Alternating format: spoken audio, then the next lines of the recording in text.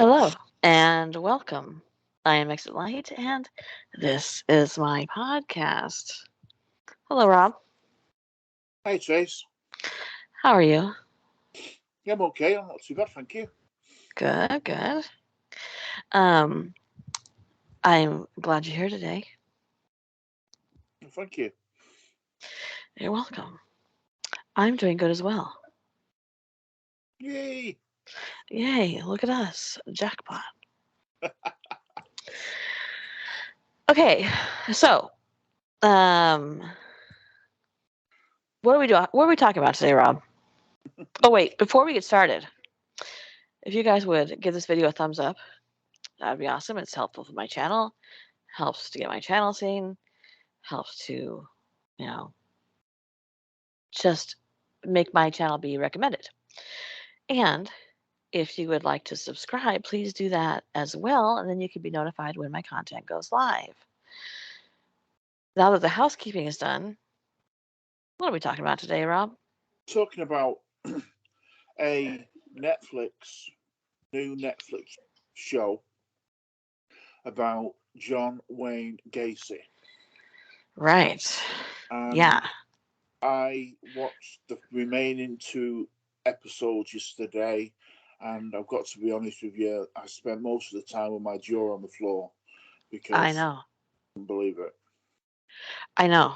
Um, so, what happened was, uh, Rob and I, okay, so I get on Netflix one night and see it's been recommended to me. And Rob and I had been looking for something that we could watch together, but oftentimes when something is released there, it's not released here. Or vice versa. And yeah, or vice versa. So I thought, okay, well, I'll um I'll just get into the very beginning, and I was waiting for Rob to wake up so I could tell him that I found this and we could watch it or whatever. And what it's called, by the way, is uh, Conversations with a Killer, the John Wayne Gacy tapes. And it's it's probably one of the grisliest, most gruesome experiences I've ever listened to, watched in a documentary, especially. But so finally, Rob wakes up and he calls me because time was a ticking, and I said, l- hey, there's a John Wayne Gacy some documentary on Netflix. Do you have it? He said, yeah, I have it. I saw it yesterday. Yeah, and so I was like, okay, cool. But then he told me he'd started watching it too, so that worked out. We didn't have to watch it together. But I knew immediately when I saw it that I wanted to do a podcast about it because it's so Mm. different from any Yeah. other thing I've ever seen about John Oh, Wayne Gacy. oh, And first off, there's things in there that I had not known before, and I thought I knew everything that had ever been told about John Wayne Gacy, but I was wrong. And so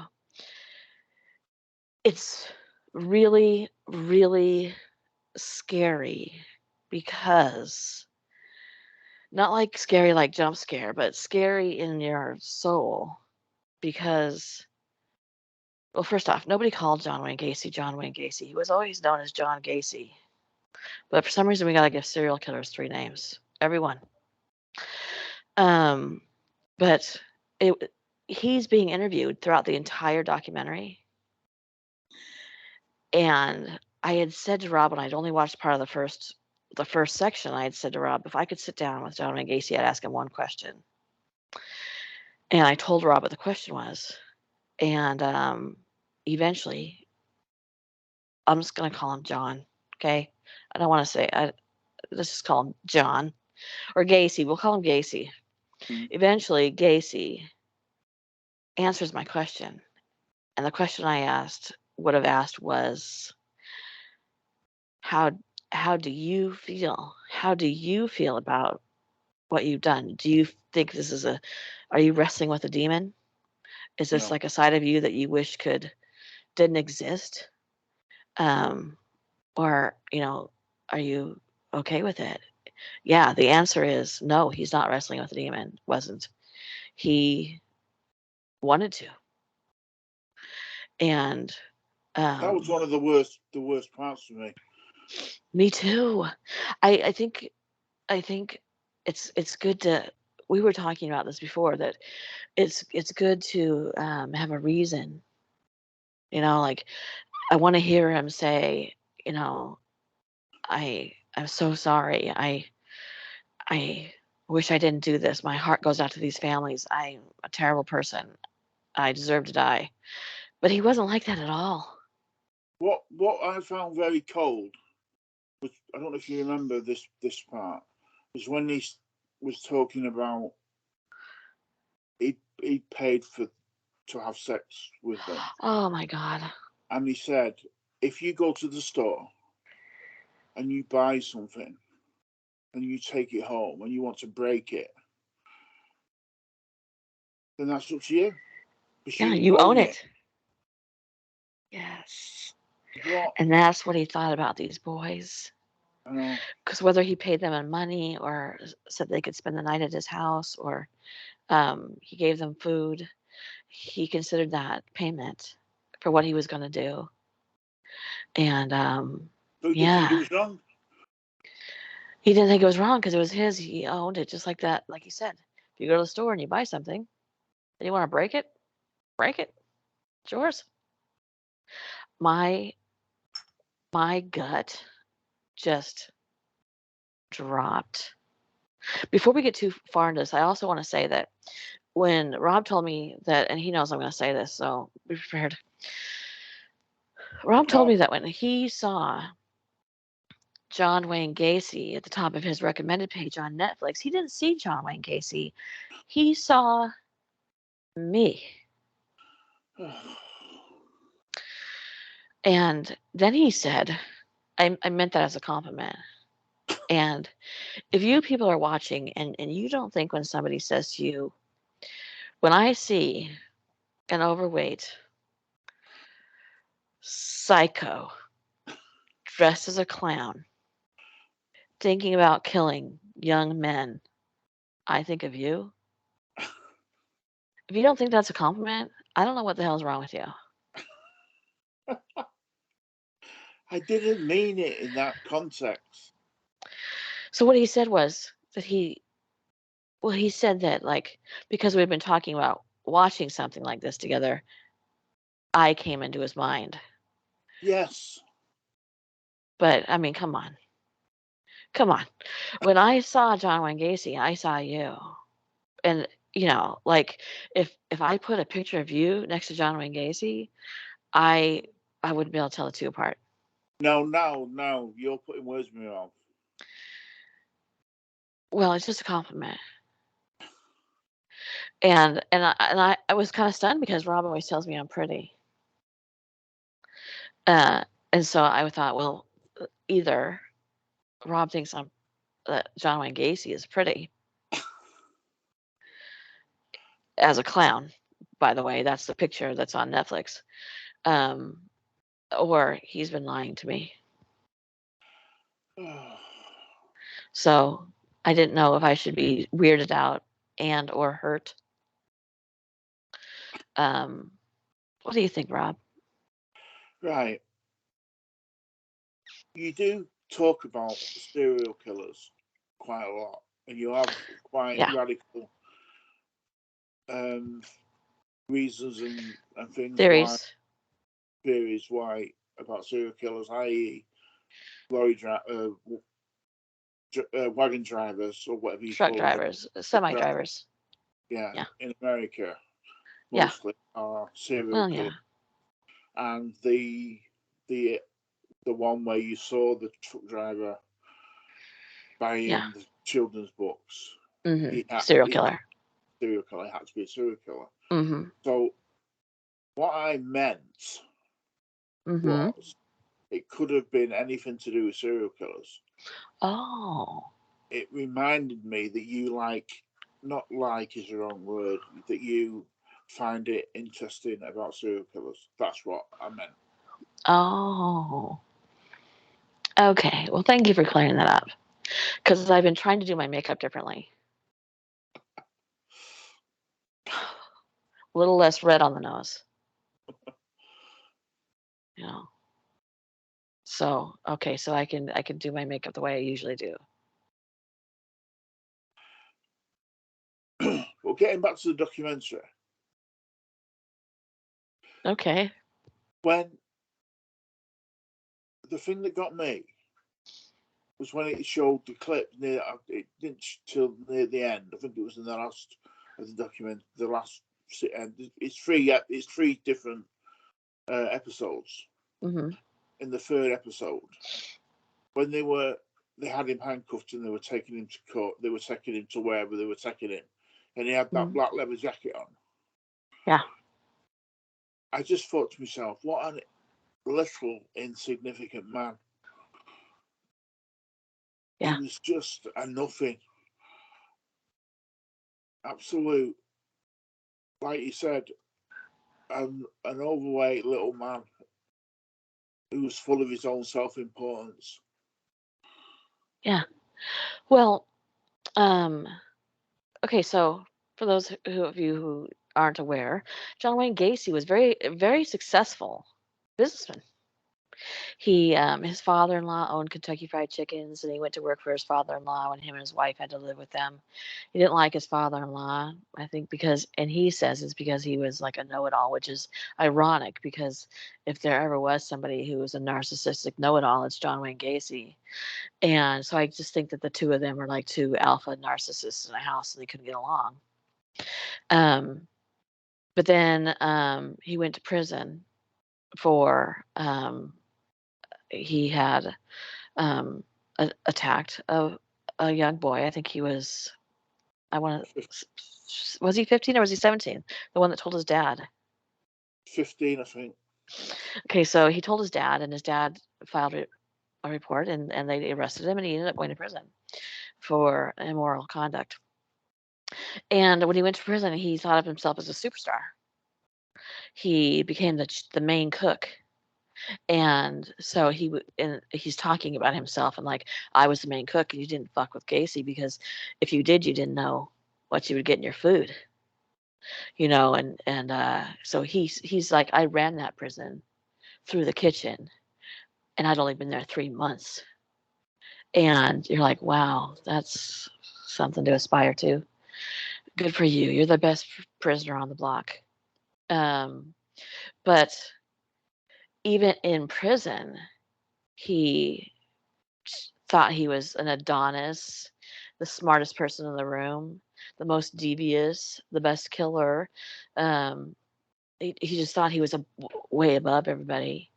So there was no other option than for John Wayne Gacy to go to prison and run that shit because I'm John Wayne Gacy.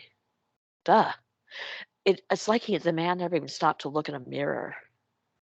Yeah. Like, you're John, John. You ain't nothing to look at, dude. And you don't have a good personality, my friend. Unless you're trying to impress like business people or whatever, or trying to get something. You're really a dick. Yeah. He was a dick. He was a narcissistic dick, but he ran a successful business. Um, he was really smart, and in fact, he thought, like I said, that he was the smartest guy in the room, and he was going to outsmart the cops for the rest of his life till the day this man was executed. He didn't think he was going to die. I know. That's the part that I frankly took a lot of pleasure in, is the fact that on the day he was executed, he was like, when's this gonna be? What? What? I'm not. This isn't gonna happen. Nobody's gonna do this to John Wayne Gacy. Well, he did. They did. And one of the main storylines throughout the documentary was this 15-year-old boy that it was John had gone into the shop to give him a estimate to do some work there. It was like a little drugstore. This 15-year-old boy worked there, and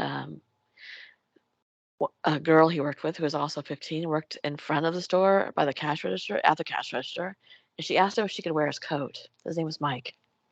Yeah. She asked if he could wear his coat. She could. And um, I don't want to give it away, but she has something that she puts in his pocket that ends up being the downfall of him. Ends up being why he's arrested. Do you remember you know what I'm talking about, Rob? Yeah, I do. Yeah. Um, so her unintentional foresight, or karma or fate or whatever have you, whatever you believe in, um, this tiny thing she did ended up getting John Wayne Gacy arrested. And I don't want to spoil it for you in case you guys want to go watch it. But his I, go ahead. I think the lady who worked at the store who She did was like that, the girl. the cashier, Yeah, she was like 15.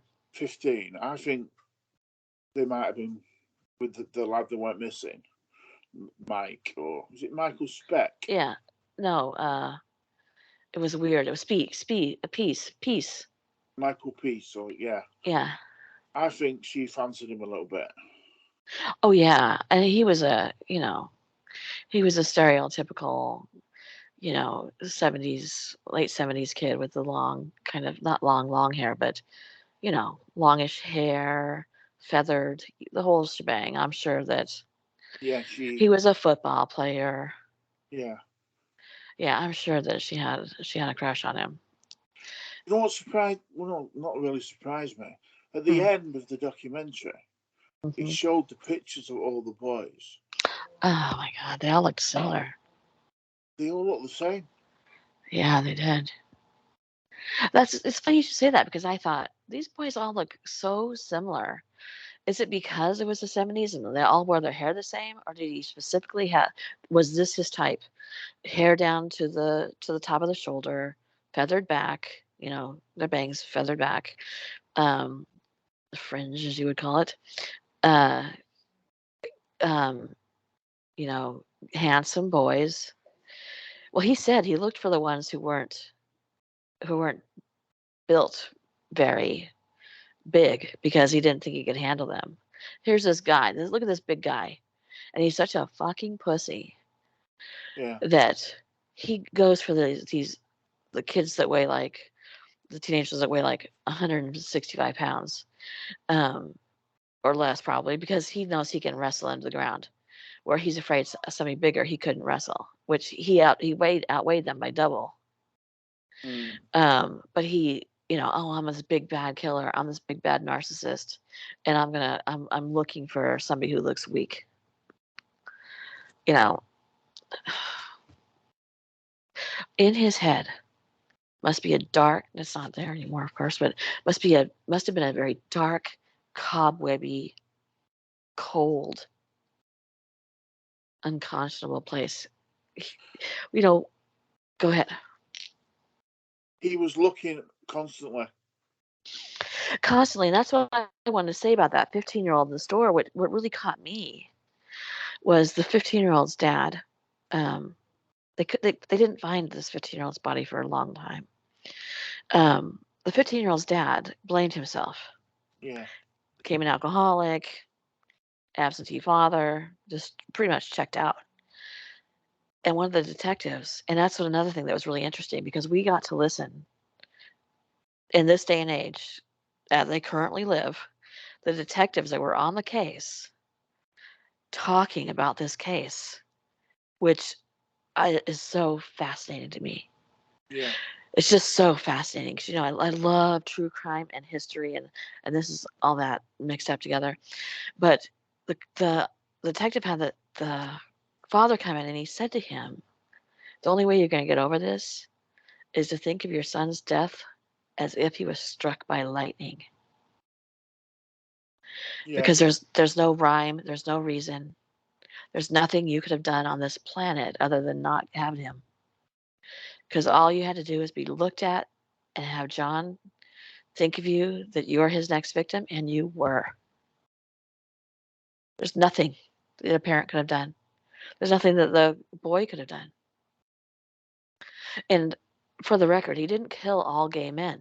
A lot of people are like, even on the documentary, were saying, well, the cops really didn't, they didn't think a gay man could be raped. They didn't, they, no, it was frowned upon to be gay, blah blah blah blah. But a lot of these kids he took, um, killed or abused, they weren't gay. Uh, they were kids who worked for him, kids he knew through the high school and their friends. They weren't all gay, which P.S. doesn't matter. But the way the cops were looking at it was strictly from, it seemed like, from this documentary, strictly from this this point of view of what gay was viewed at in the 1970s. Um, now, I think the detectives on this case, from listening to them, I think they did a great job. I Yeah, mean, really, they did a great job. yeah. Um, it was the other police people who were kind of on the beat kind of ones that were like, well, one less gay prostitute. Yeah. Um, and that's unfortunate. The detectives themselves, I thought, were brilliant.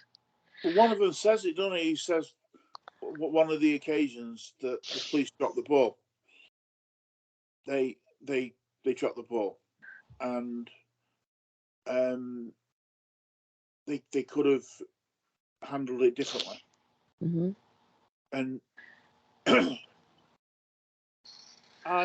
what I found fascinating as well is, do you remember the bit where the police officer says people were asking him how he manages to do the job, Yeah. and he had a coin, Yeah. and he used to keep, when he was working, he would keep this coin in his pocket and compartmentalize what he was doing, and then when he got home, he put his keys in this jar or whatever, Yeah. and in this bowl, and he put the coin in the bowl as well, and that would be the job there. And then the Yeah. next day, he would pick up his keys and pick up this coin, put it back in Yeah. his pocket, and go back to work. I thought that was a Hmm. brilliant way of doing it. I thought so too. I really liked the detectives.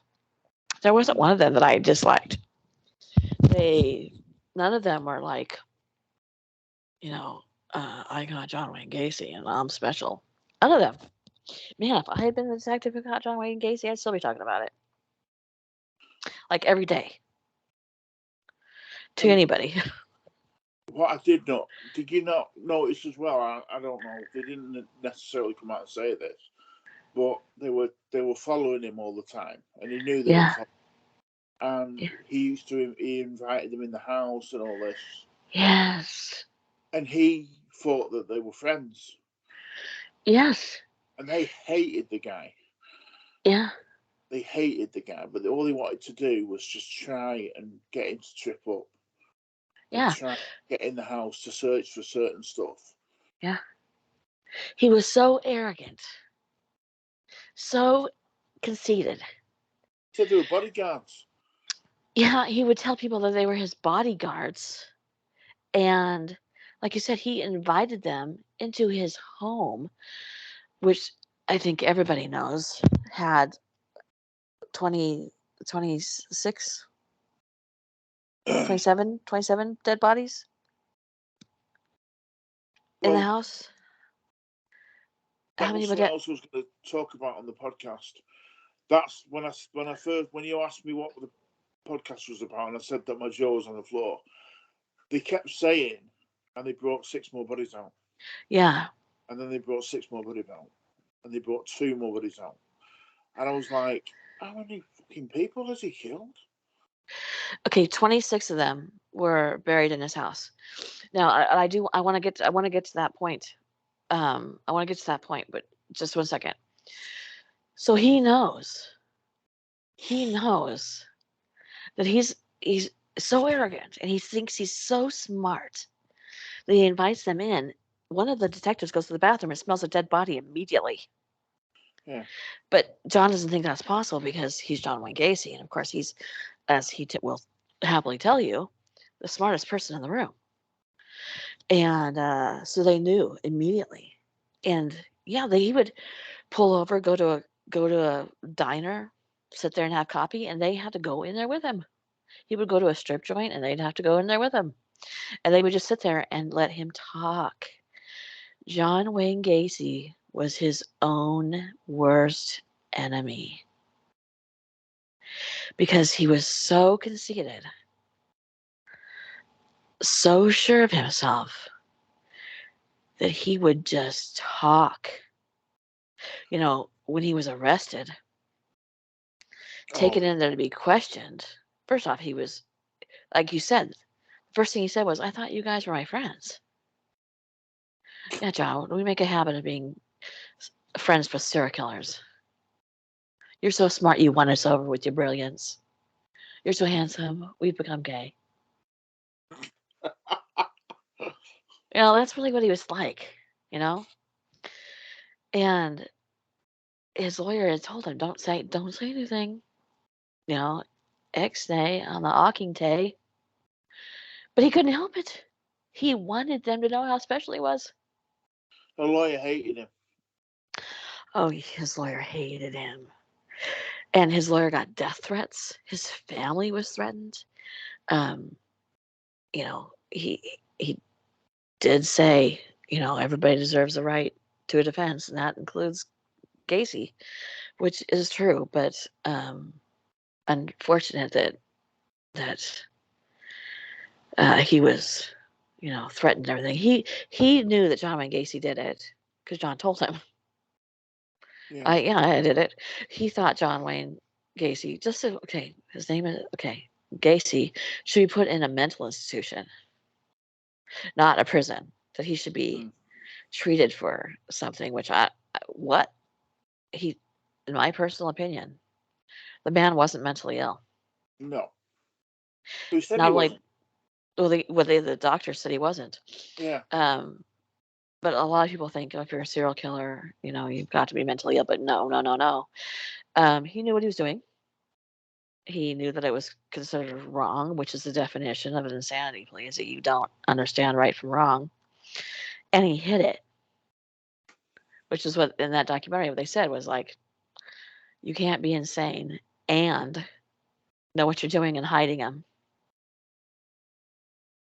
You know, and so letting him talk was brilliant. And plus, it gave us all those tapes to listen to. Yeah. Was that just and he'd be like, oh, can I have some coffee? You know, because he knows all these guys and he's comfortable with them and so crazy. There's something else I was gonna say about him not being insane. Oh, so his lawyer was just trying to get him to do that, not get him away. But you know it was brilliant. The doctor, or I think it was a doctor, who was interviewed and said before they could stop him, if John Wayne Gacy goes into a mental institution, he's just going to be let out. And he's going to do it again. Yeah. That's what got him into prison. That juror who was like, all I knew was my job was to make sure this guy didn't get out again. You know, so give him life, give him death. Death is the only way to ensure that. And I thought, wow, that was a real f up for the defense that this guy said that.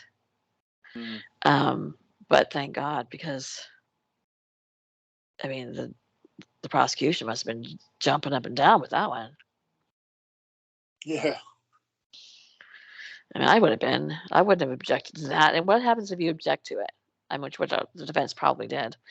You can't put the toothpaste back in the tube. The jury's heard it. Yeah. Well, they do that on purpose, don't they? Yeah. Yeah. It's so And then I didn't know this part. First time, I didn't know there was 26 bodies in his house.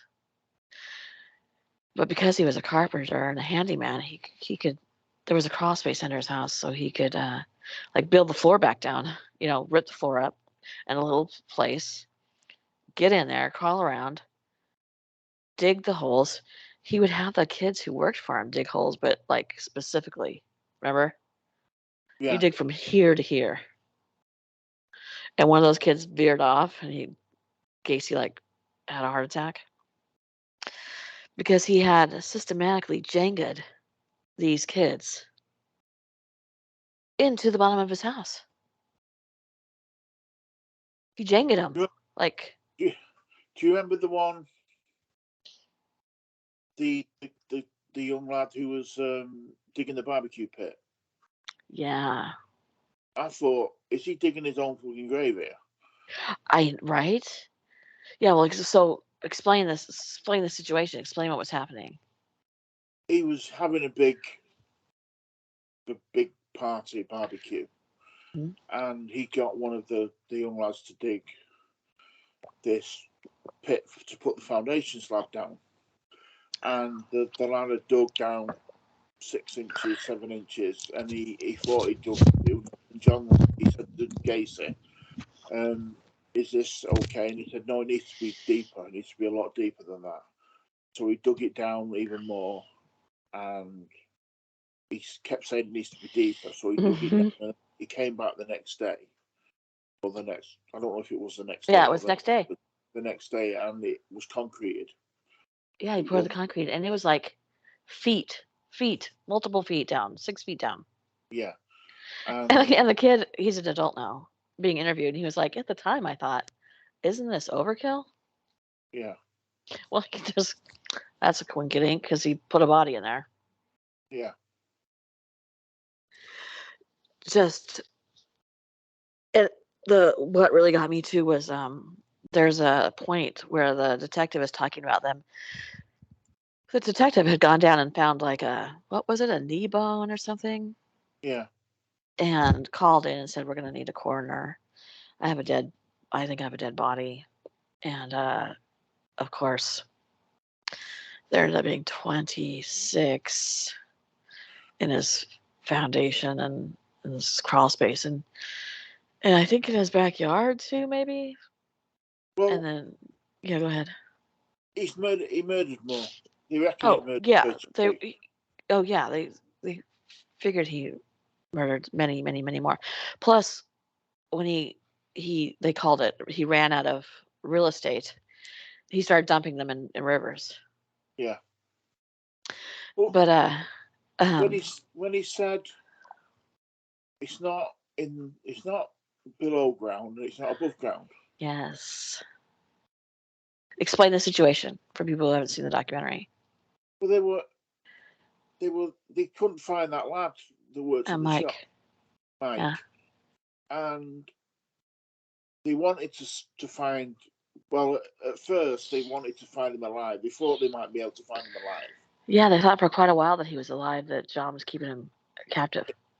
And then obviously they started to find the all these all these all these bodies, and then they were, well, we don't really want to find him alive now, and Yeah. they couldn't they couldn't get a match, and Hmm. they kept asking him, where is Mike, where is Mike, and he wouldn't tell them, and then he Yeah. started making up these stupid riddles. Well, he's Yeah. not underground, he's not above ground, Yeah.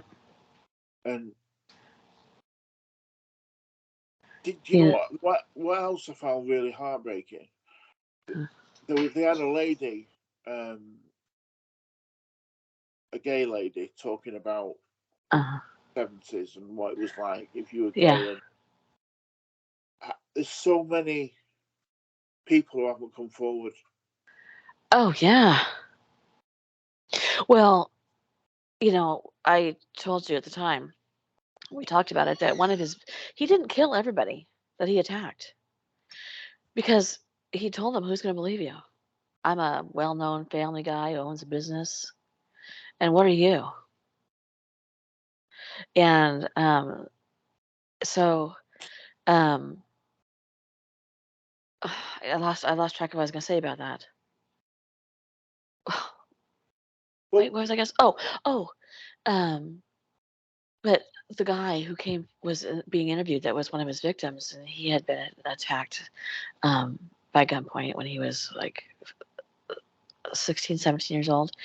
And completely accidental. Ended up at staying at Gacy's house because he had gone to pick up a friend and blah blah blah.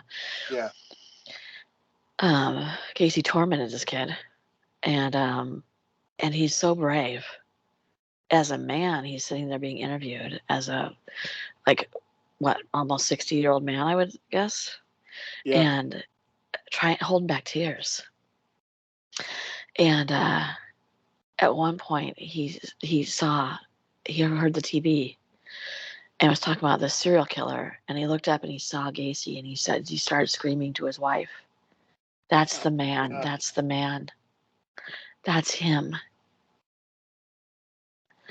And he was, all choked up, and I thought it was really really so brave of him. Well, first off, because men who are sexually attacked don't, they tend to not report it. That tends to be the statistic. So he had the upper hand already and everything like that because they feel in all victims, not all, but most victims of sexual assault feel in some way that they might have So, caused it. yeah, Yeah, responsible. So you add on to that that if he told people, then he was like, then they're going to say things about me. They're going to talk about me. What did you do?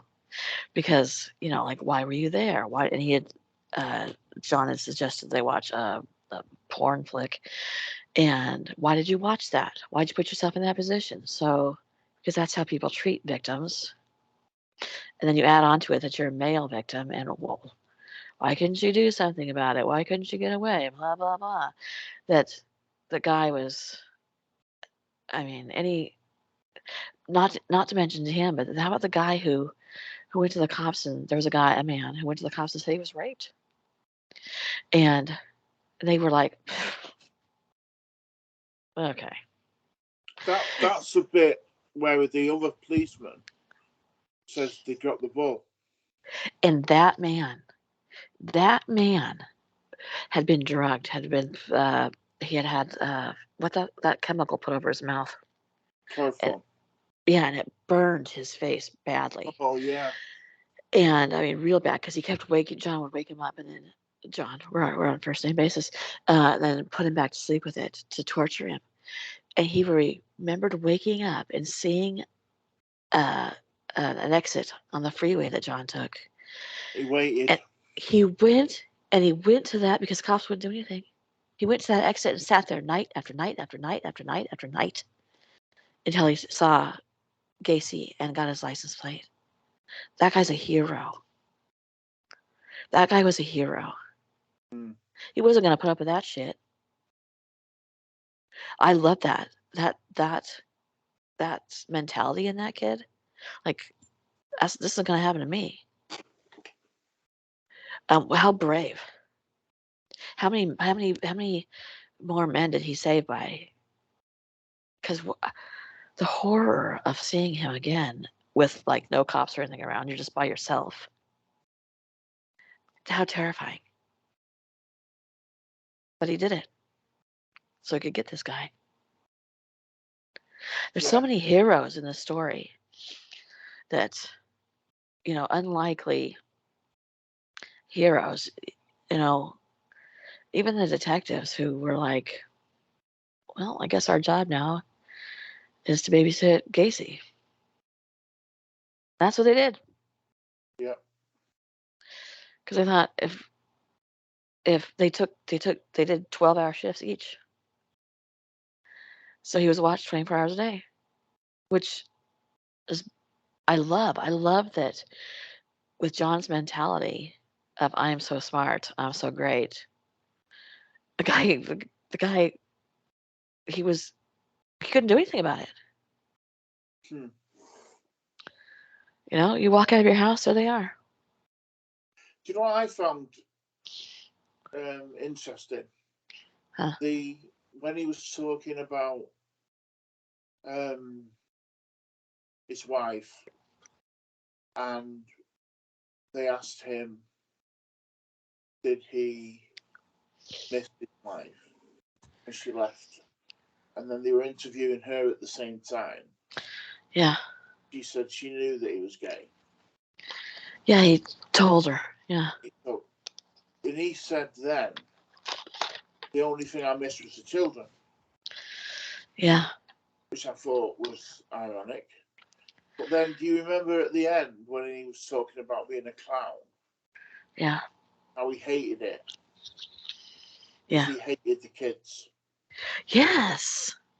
I thought to myself, well, do you like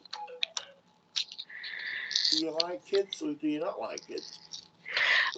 He liked his kids. Yeah.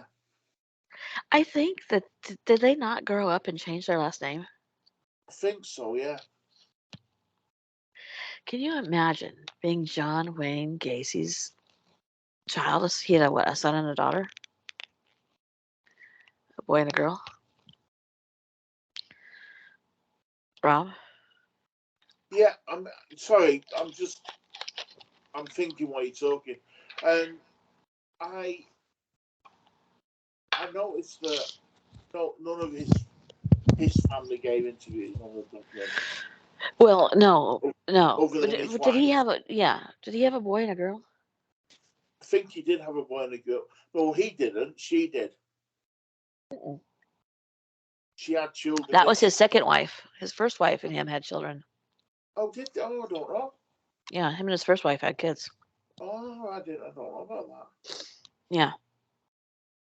Yeah. I think she knew that he was gay too. I think. But yeah, he had uh, uh, 2 kids with her. And then his second wife had brought kids into the marriage. And then it was interesting when they were talking about how his mother was supposed to testify how he was beaten by his dad. And she came into the courtroom, and a little old lady was just like, "Oh, there's my Johnny. There's my Johnny." And the detectives were like, it was so weird, Yeah. you know, how she saw him as her Johnny, her son, her good boy. He said that, but he said that him and his mom were really tight, but his mom caught him wearing her underwear, and must have told his dad, and his dad kicked him out of the house. So he said he struggled with knowing what his, sexuality was, but he wasn't gay. That's what he said. Remember? Oh I, no, he kept going on about that. yeah, I struggled with my sexuality, but I wasn't gay. He goes, he says there's heterosexual people, and then there's bisexual people, and bisexual people only have sex to have sex, and that's what I was. And that What? doesn't count. Yeah, and it doesn't count. It doesn't count. Well, no, I wasn't gay, dude. My dude. Yeah, Because but then think about this. Because of the attitude about homosexuality back then, because John Wayne Gacy was clearly a gay man, okay, yeah, and the whole psychologist thing that his dad would put him in the basement when he was bad, and so that's why he buried people under his house, was he was trying to like kill himself over and over again. That's some bullshit. He was putting them under his house so they wouldn't be found. I mean, duh. But and he was a weirdo who wanted to keep him close by. That's a well, weirdo. he reckons the first young man he killed was an accident. That's what he says, yeah. Because And the then guy came onto him. yeah, and he didn't know what to do, so he buried him Hmm. under the house. Instead of going to the police, he thought, "Well, I'll bury him under my house." Yeah, yeah. Well, as one does. And then because he got, Everybody's allowed one person into the house. yeah, and then because he didn't get in trouble and didn't get caught, he thought, oh well, I might as well do this as a hobby. Yeah, he said I kept waiting. I kept waiting and waiting and waiting and never got caught, so I did it again. Nothing. Yeah, but so his mom was brought there to testify that about his father's abuse, and somehow that was the defense's argument was that he was a serial killer because he was abused by his father and therefore acting out against men and everything. But I wonder if the attitude towards being gay had been different then. If John was allowed to come out and say, I'm a gay man and a clown, you know, I'm a gay man, run his business. He got into politics. He thought he was so special because they called him the lowest rung on the ladder in politics. Some Yeah, neighborhood, something or other.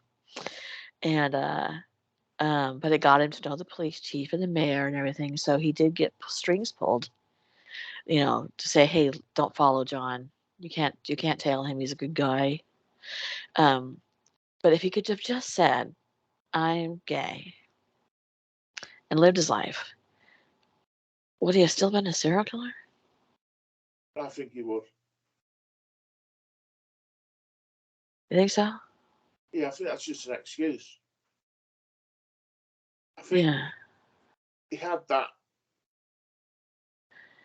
He killed nearly 30. He killed over 30 people, Trace.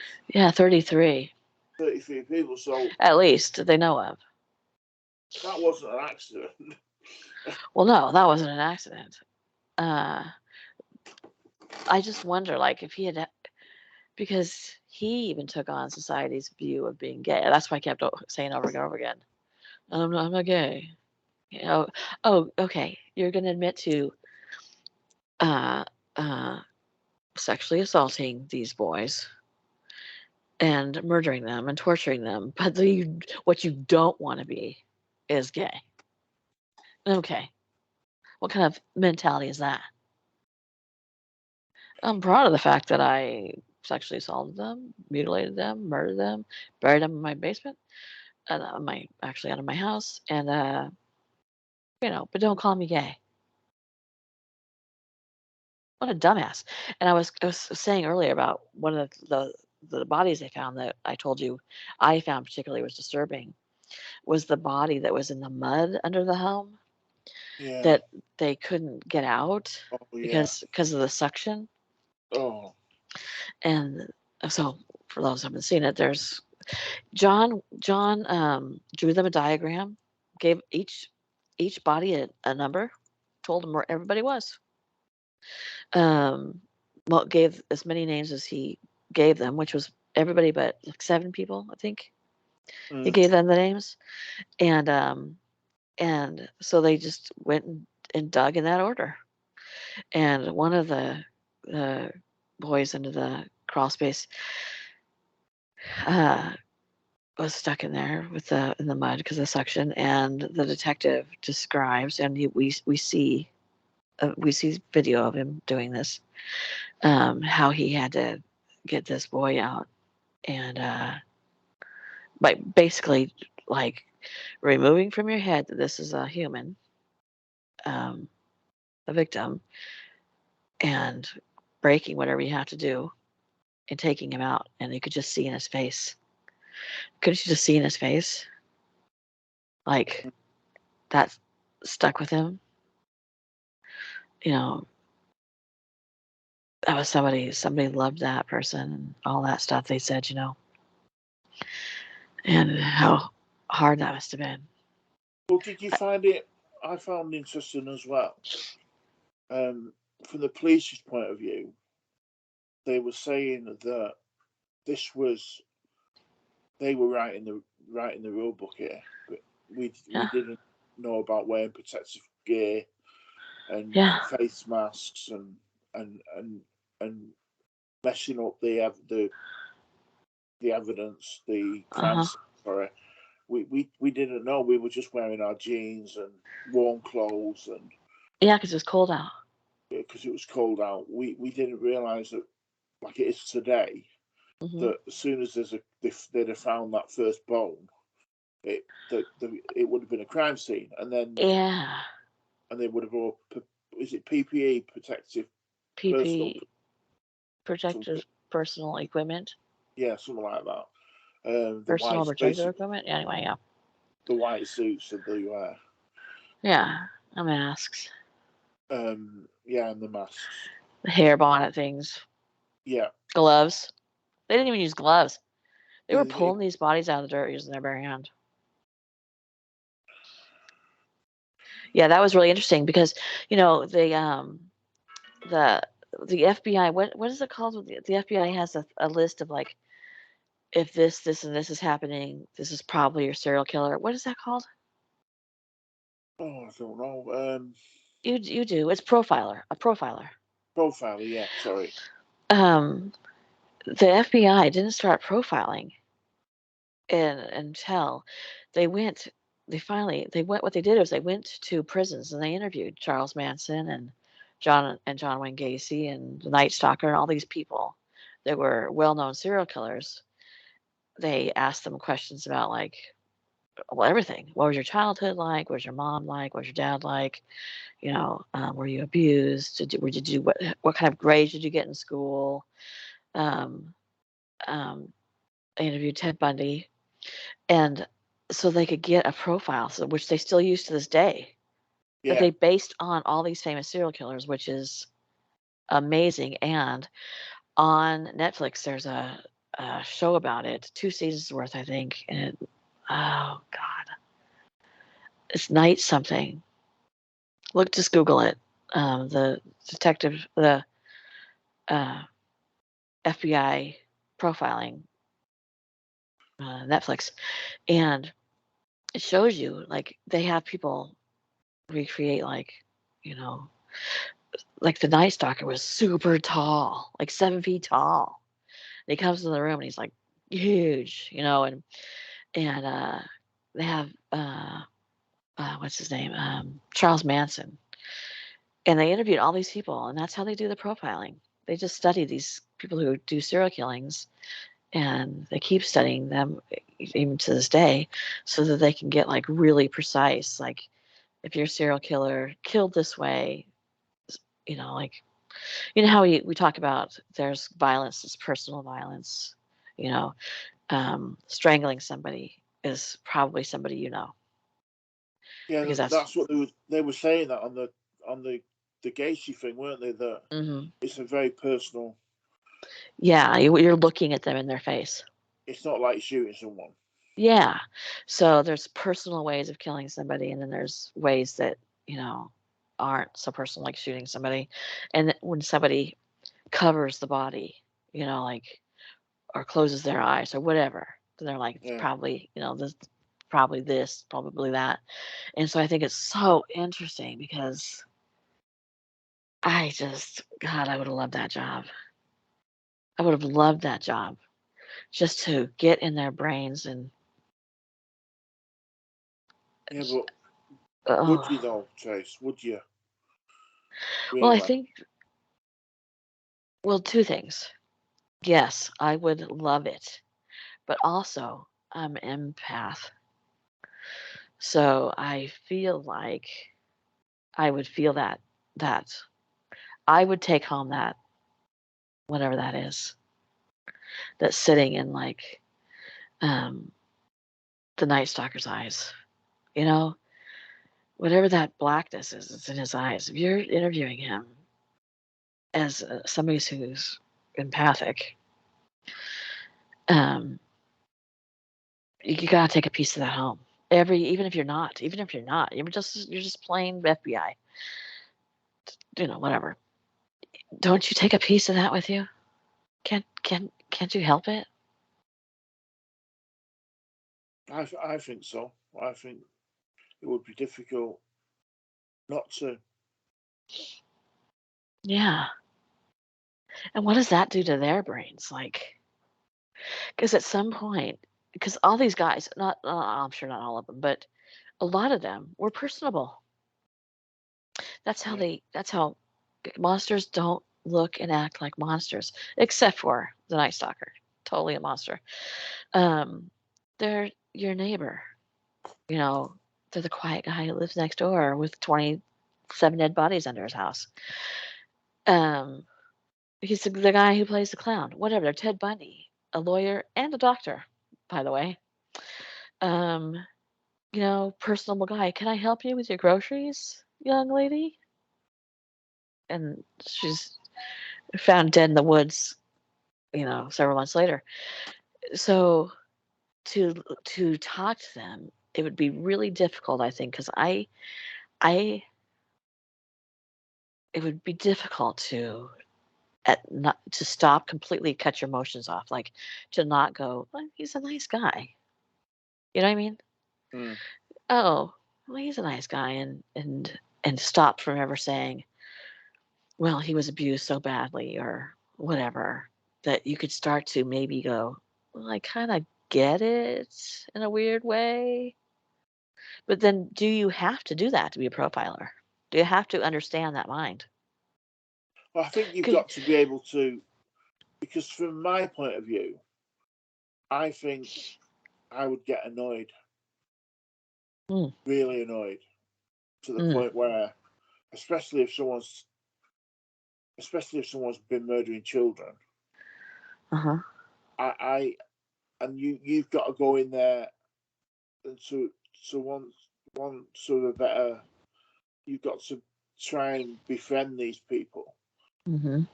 I don't know if I could do that.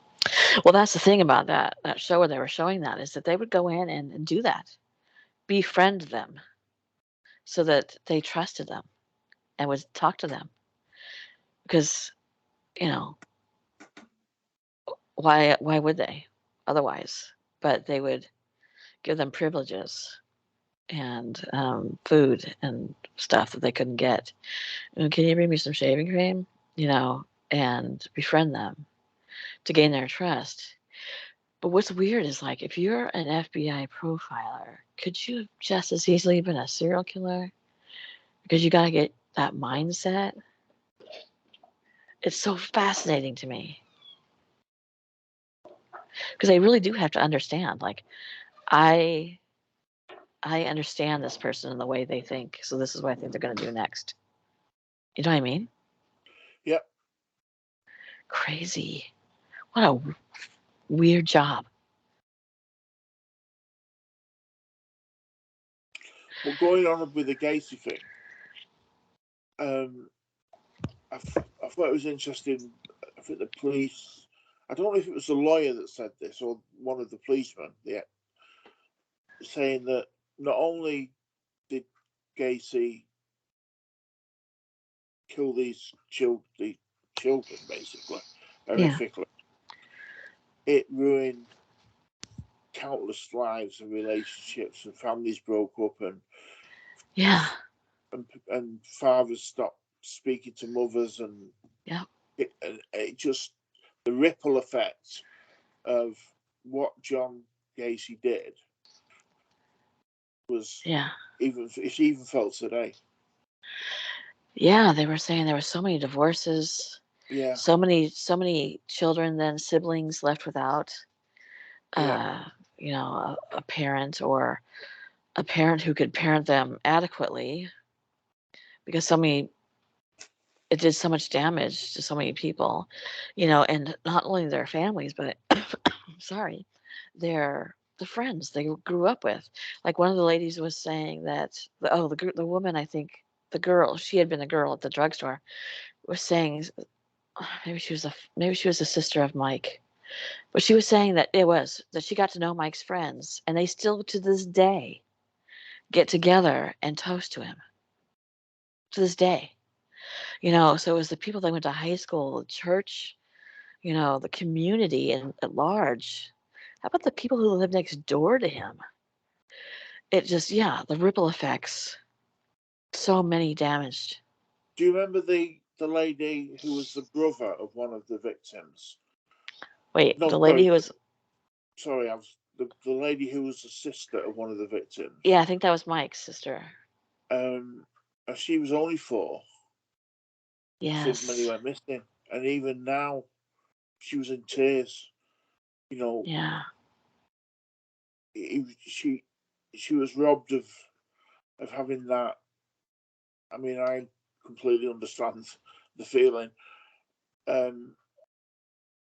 She was robbed of that relationship that she had with her big brother, and Yeah. she was devastated. Even today, she was devastated. Yeah. Or whenever they made the documentary. Yeah. You know, as a parent, we now know what John did to his victims. It wasn't quick, never. Wasn't painless, ever. And to be a parent and know that when your child died, they were terrified, and like that, like the father who had kept saying, I was supposed to protect my kid and I couldn't protect him, and just uh, I don't know how you could ever. I understand why so many families were broken up, and I mean, I just can't even imagine continuing on life to have other kids be there were the siblings that were alive would seem almost impossible in that situation, because all I would ever think about was what the horror my kid went through. I think how horrific, and then of course when they went to court, they were able to hear that he was so cold about it. But I had never heard this kind of a documentary about him, and you guys can tell me if there are. But to hear in his own words that, like you said, that thing that he said about if you go to the store and you buy something, you take it home. If you want to break it, you break it. You've paid for it. It's yours. That's what he considered these boys. Basically, he didn't give a shit. He was quite happily doing what he wanted to do, and he Yeah. thought that basically it was okay for him to do it. He was a complete narcissistic psychopath. Yeah. He did not care one iota what he did to them boys. No, he didn't feel an ounce of regret. Yeah. Oh, They were his to do with what he wanted to. Period. End of story. And his second wife, he would go out to the garage and bring these boys in, and she knew it. Oh no. She knew it. She had 2 kids living there, and he would just assault them and kill them or not. Some of them, like you said, he let go, but he was like, "What are you gonna do about it?" I And don't they know if she didn't. knew. Do you think she knew he was killing them? No. No, I don't think she knew that. No, I think she just thought that he was, having sex with all these boys. But But we'll still, never that's know, bad really. enough. I don't think we'll ever know, really, because what if she did? Is she gonna say anything? I No, don't think so. I wouldn't. no. It's It's just even if his to, wives. He said he loved being married, and until he didn't. he lasted about a year, didn't he? Both marriages. Yeah, not very long. It cramped his style. It's hard to go out and murder people and bury them in your house when your wife's sitting in the living room. But they both knew he was gay. Yeah. Which is weird, by the way, that uh that they he just was like, "Hey, this is something you should know about me." Oh, that he gave him the whole there's 2 sexualities or 3 sexualities. He didn't tell him he was gay. He said he was bisexual, just to have sex, and it didn't count. And they were like, "Okay." Honestly, I think it was money. Um, He made a lot of money. Yeah. You know, he ran successful businesses, but you know, and when he was in prison, they said that he saw a sex act happening between two men, and he went and stomped somebody almost to death Yeah. because that was gay, I guess.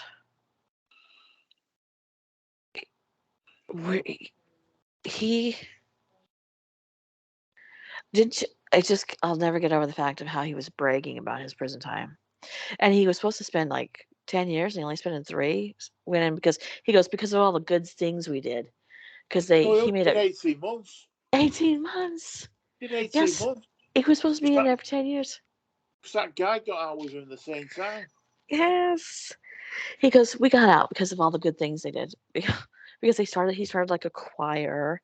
They made him the pastor Oh, at the prison church. oh, They did fundraisers for children's charities. And he's like, because of all the good things that I did, they let me out. He raped again. Oh my God. And he was so proud of it. Yeah, and by the way, in 18 months, he just nailed this prison down. He was the leader of it all. yeah, I Well, bet he by was. 3 months he was. Yeah, right. I'm sure you were. Sure you were, John. First off, if they knew you were why you were in there, which they did, hmm, I don't think they were your best friends or scared of you. By the way, I mean look at this guy, doofy as oh Yeah. God. Maybe there's something in his eyes. I don't know, but yeah, he's like, oh yeah, I got this prison. I'm in charge of it. I'm even in charge of the jailers and stuff. They all respect me. Oh my God, you fucking douchebag. Unbelievable. Like I said, look at near the beginning of the podcast. I was so surprised the way because through the podcast, sorry, through the documentary, you Mhm. you don't really see him. You see lots of pictures of it, lots of Yeah, photos, yeah. but then the police officers weren't particularly big guys. Uh-huh. But then you see them leading him Yeah, with his handcuffed, and yeah, he's just a nothing. He is just a nothing little piece of shit, yeah, and yeah. that's I don't know. I don't know. And he Oh did so much damage. yeah, and he But he thinks talked so about highly of himself. yeah, Well, I have known a narcissist, and he was really tall. He like I don't know 6'3" or something, but he was a little man, if you know what I mean. Like he would brag about stuff that he never had really done, or add on parts that really weren't true. And he had been my husband's best friend when I moved to Texas, and that didn't last. It was from the day I met him. That attitude, that you know, narcissist attitude, personality, it just makes me feel nauseous. yeah, I couldn't even pretend to like him. I couldn't. I couldn't pretend to. So the fact that these cops had to sit with Gacy drinking coffee, or sitting in his house, and he's like, "Yeah, we're buddies, we're friends," and they're like, "Yeah, we are," must oh have just god, been nauseating, yeah, especially since they knew. And what was strange to me was like, well, at one point they were like, and that was day 10, and I thought, wait, you'd already been in his house by day 10 of that Mike piece missing. But then later I thought, yeah, he had to be one of the last murders because He was the one thrown in the river. Yeah. So that, I guess, yeah, kind of went fast after Mike went missing. I mean, faster than it had been because do you remember that like nobody knew all these kids were missing? They didn't like they didn't like this police department didn't talk to this police department, and this police department didn't talk to Yeah. this police department. And so they didn't know all this stuff. It was really a cluster. And that way, you know, Gacy did kind of outsmart them, I guess, but only because of technology.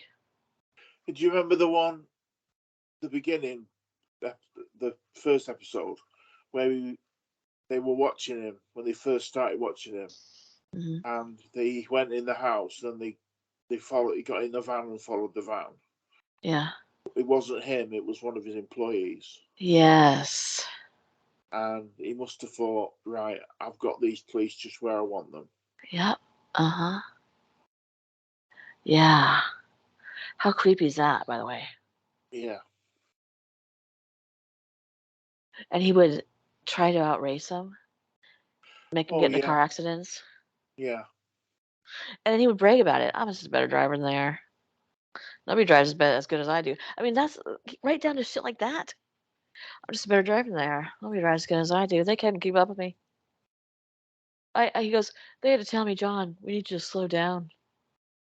I'm sure they did, John. I'm sure they did. I'm sure they were like, hey, Mr. Because they got him on a Gacy. weed charge, didn't they? Yes, that's when they finally just broke down and were like, all right, he has weed. We're going to arrest him now. I can't take it anymore. Yeah. And they got another warrant while he was in custody. That's how they found what that girl had put into Mike's pocket because Yeah. John had thrown it away. Mm. And that's what connected Gacy to Mike. That's fate. That's a God thing. Even the woman, I think it was the girl.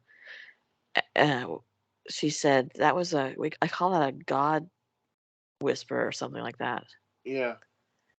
And I was like, yeah, that was because she said I ripped it off. I almost threw it away, but for some reason I put it in Mike's pocket.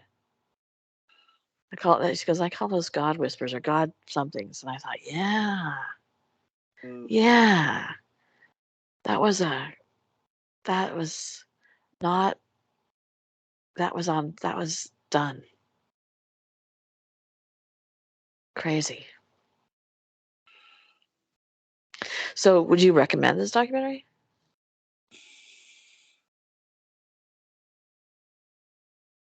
Recommend.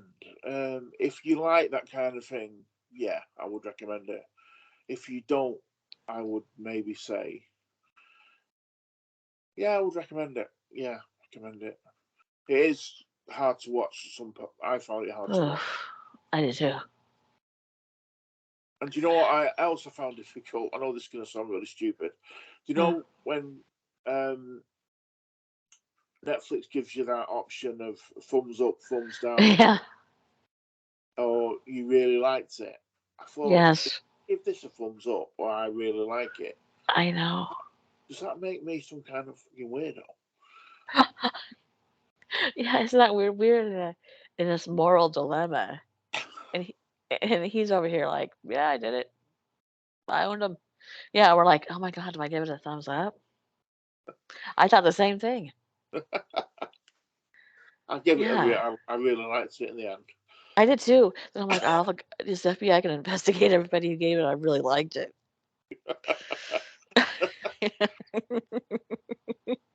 I really liked it.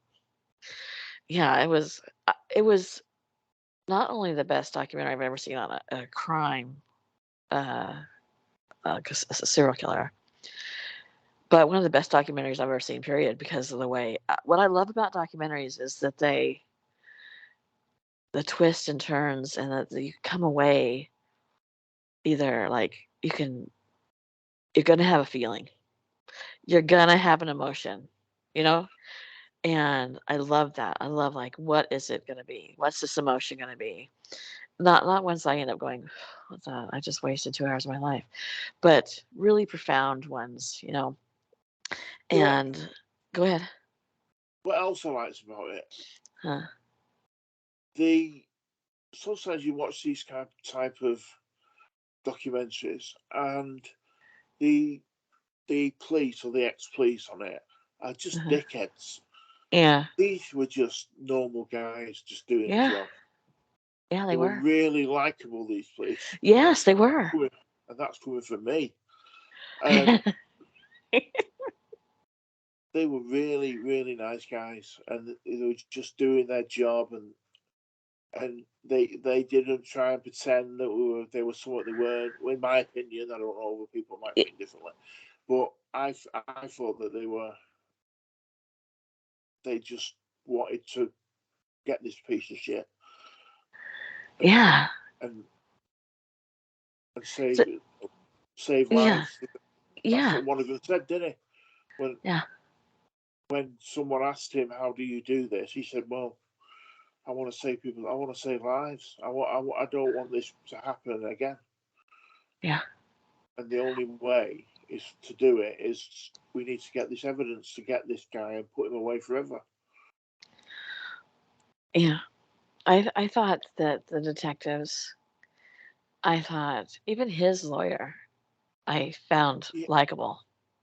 yeah. He was just a he was just a guy who got sucked in because he had been his previous lawyer for he had known him through, remember, he had known him through his political something or other, and he called him one day and said, "Hey, can you find out why the cops are following me?" And so he ended up calling, and that's when the mayor said, "Quit following him. He's a good guy." Um, or somebody like that called him. But even he was likable. He didn't want to be in the position he was in either. Well, He didn't like him. he'd not long become a lawyer, had he? Yeah, he had been in a firm and just he was young. Was like, "Oh, I'm gonna start my own firm." He goes, "John Wayne Gacy was my first client." First client, yeah. So he was just a guy trying to have a life, and he felt the same way about him that we feel about him. But he had a job to do, and everybody I thought was likable. The men who came forward to talk about it were also likable. Um, I don't understand who the woman was, the lesbian woman. I don't understand who she was. I I don't know. think she was. I thought she was the one who was trying to explain what it was like to be gay in the 70s. Okay, so she wasn't involved in the case in any way, She or was. She wasn't involved in the case. She was just there um, to explain. It was difficult. It was really, really yeah, difficult to be able to come out. So not like it is today, where you can just everybody can be gay and we're all happy. And yeah, how it broke families up, and fathers didn't speak to their sons, and it broke relationships up when people used to come. So people who used to hide it, which is yeah, what which is one of the things that Gacy used relied to, on. yeah, just to be able for him to keep doing it as much as he did, because he Well, knew. go ahead. Sorry, he knew that these boys were going to just be for just Yeah. just thrown out in the trash, basically. Well, that woman was explaining the uh, that the runaways and the boys who eh, the runaways that would live under the bridges and whatnot in places where Gacy would pick them up, train stations, stuff like that. Um, that they weren't runaways so much as she called them throwaways Throwaways, yeah. because they were gay and they had been kicked out of their homes. So she said, they weren't runaways, they were throwaways, and they had no way to support themselves, and you know, they turned to prostitution for survival. And then, people like Gacy preyed on them. And, like he pulled up to one guy and said, the guy I think that ended up turning him in, he said, I'll give you a place to sleep and some food and I'll bring you back here the next day or something like that. Remember? Yeah. Yeah, because he had a train ticket to go out of town, a bus ticket or something, and it didn't leave till the next morning. And he said, "Well, you can spend the night at my house. I'll feed you and I'll bring you back here in the morning." Um, so I guess that was purchasing that boy. Um, so that really made me feel. I thought that was so profound that that's what she called them. Saying not that she didn't call them that. That's what they were. Boys Do who you do didn't have you a place to go. think do you think I've just thought of this now. Mhm. The fact that a lot some of the boys weren't homosexual Uh-huh. was one of the reasons I think that he did get caught.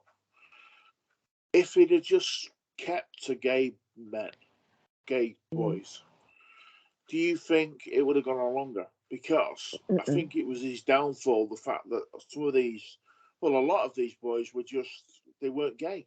Like you said earlier, they were working for him. Yeah. That didn't necessarily make them gay. No, I know. Yeah, but no, because I don't think so. Because it was the kid that was gay that went and fought and went and sat out that Yeah, off ramp yeah, and yeah, waited for him. yeah, That ended up giving the cops all the information. yeah, So, I mean, like that guy said, what do I have to lose? What did he have to lose? He didn't have family that supported him. He didn't have a place to live. He had to be a prostitute, probably did drugs to get through that, you know. But that's the part, that's why I say he's a hero, because that guy still was like, you're still not going to treat me like trash. You're still not gonna. And I'm not going to let the cops treat me like trash. It makes me want to cry. And I'm going to get you. And amazing. Amazing. Good for him. it's a lot better. I think there's a lot wrong with society now, but it's a lot better the way Yeah. we treat, well, we try and treat homosexuals Well, the it's certainly same. come a long way. Maybe there is still um Ways to go. not it's not not right what's the word, not racism, homophobia, Yeah. um Oh, but yeah. it's definitely not like it used in the 70s and the 60s, 70s and 80s. Yeah, I think we've come a long way. There's still a long way, but um, yeah, I think, like I said, I think that what played into Gacy getting as far and as long as he did was the lack of technology and the fact that he was using uh, boys who wouldn't say anything Yeah, because of the situation, because of the times. So you know, I don't know exactly if he could get away with that now. It had to be then. Now I'm not sure that. I think I think I think people would turn him in now without yeah. feeling so much, you know, like it was back then. But I highly recommend this documentary. It's to hear this monster speak in a human voice, you know, like he could just be any guy. Um, he was just any guy. He wasn't anything special at all. Like you said, he wasn't. I mean, he had a successful business and all this stuff, but there was nothing that would make John Gacy stand out in a crowd. There was no shine, you know what I mean? Mm. No sparkle, no. He was just a guy, like an everyday guy. You know But he was something, a monster. I'm going to say something that's going to be probably controversial here. I think what you just said is absolutely spot on, and I think they should show stuff like this in schools Yeah. because kids need to realise that these people aren't fucking monsters. Yeah. Don't look like monsters, Yeah. and they don't have a sign over their head saying paedophile, Yes. or Yes. they should show stuff like this in schools and say, right, this is what you need to look out for. Not Yeah. some guy in a big long back, Yeah. but a normal guy. And you need to be aware and you need to be on your guard. Yeah. They don't have scars on their face. Yeah, They're not. They don't have ripped clothes, dirty clothes, and they don't have fangs. Their nails aren't really long.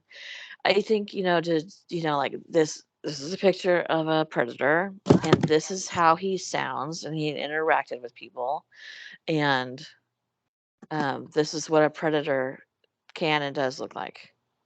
Would be something that we need to do for not just girls but boys, yeah, and I've always told my kids that, like, you know, a predator is not going to look like the boogeyman to you. And something we always did with him is, even like my mother-in-law would get really, I told you this once, my mother-in-law would get really mad if my oldest daughter didn't want to sit on her lap. And she would get really mad and expect that we were going to get her in trouble. I understand the instinct, like sit on grandma's lap. Can't you give grandma a love? Can you give yeah, grandma a kiss, please? Give yeah, grandma a kiss. yeah, But in reality, that is teaching kids yeah. to not go with their gut instinct. I didn't like my mother-in-law. My husband doesn't like my mother-in-law. She's not a good person. My daughter felt it.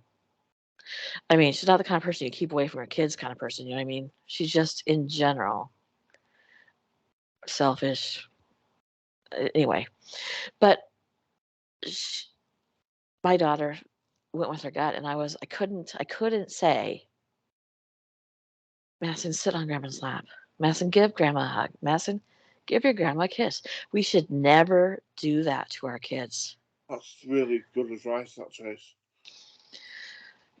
Please, you guys, keep that in mind when something like that happens. Or another thing I don't think we should do, which people do a lot, is they call people family who aren't family. Yeah, This is Uncle Dave. No, it's not. That it's not Uncle Dave. And even if it was Uncle Dave, that doesn't mean that Uncle Dave isn't a child molester. You know what I mean? But stop bringing people in and having your family call them, your kids call them auntie or uncle this, and making them feel obligated to consider them family. Just, they're Dave, you know what I mean?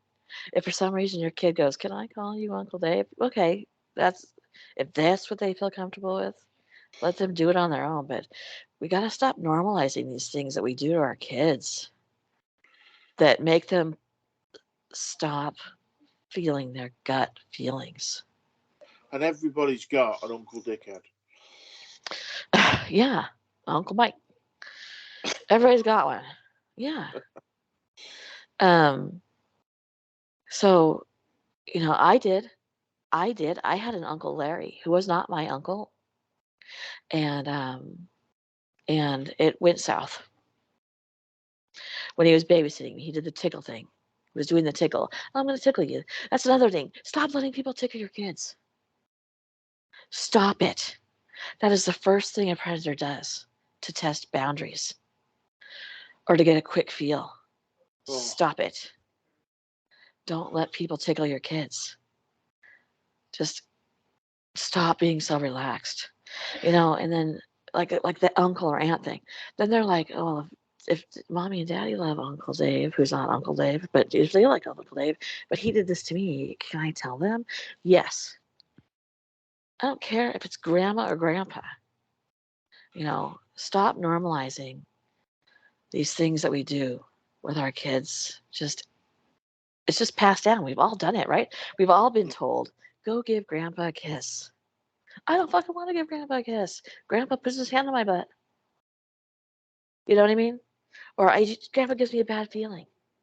There's just something about grandpa, or there's something about Uncle Dave. Then just leave it. Good. I always tell my kids, if you don't want to hug somebody, you don't want to kiss somebody, don't.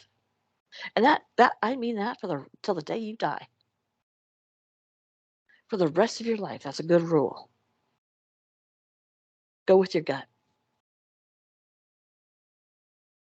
So there's me. There's me on my soapbox telling you guys how to be parents. Sorry about that. But you know, there's I some think weird stuff that we normalize. I think the majority of parents would agree with you anyway. And once you stop to think about it and it's brought to your attention, like, yeah, why do we? Why do we call this person Uncle something? Because I've known him since I was in the 5th grade. He's not an uncle. Or why do we ignore the fact that my kid doesn't want to hug this person, but I keep telling them, give him a kiss goodbye, hug him. Why am I doing that? What is that teaching my child about their body?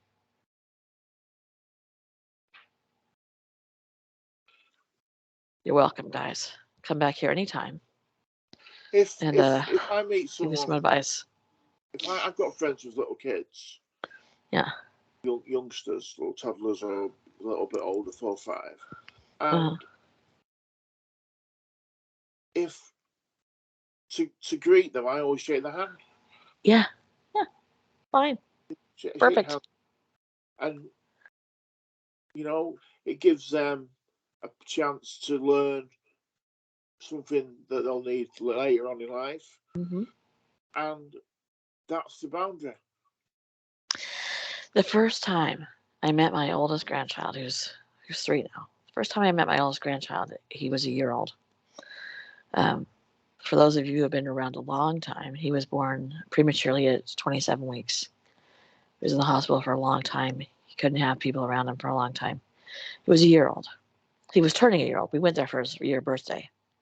It was right smack at the dab when there was 15 people in Washington with COVID. We went to Arizona, and his mom was holding him, and she was trying to hand him to me. And I said, "It's okay. You don't have to come to grandma. You'll come to grandma when you want to."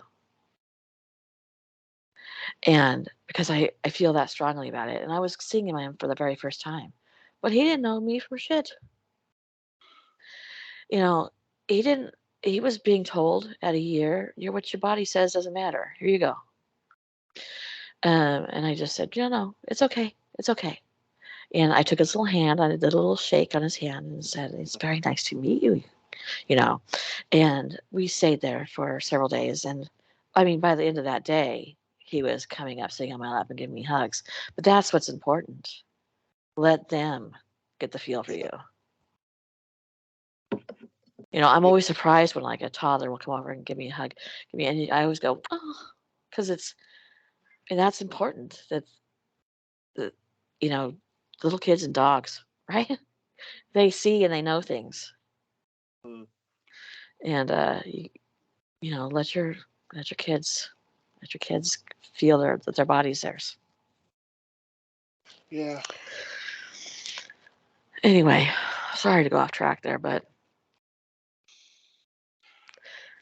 keep communication open. Let your child come to you and tell you if something's happened.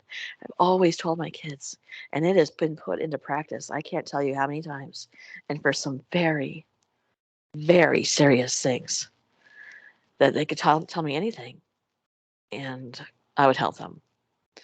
Period. I'm not gonna kick them out or get them in trouble or blah blah blah blah blah. I always told them we might have a discussion. I'm not saying you're not. We're not gonna sit down and have a talk.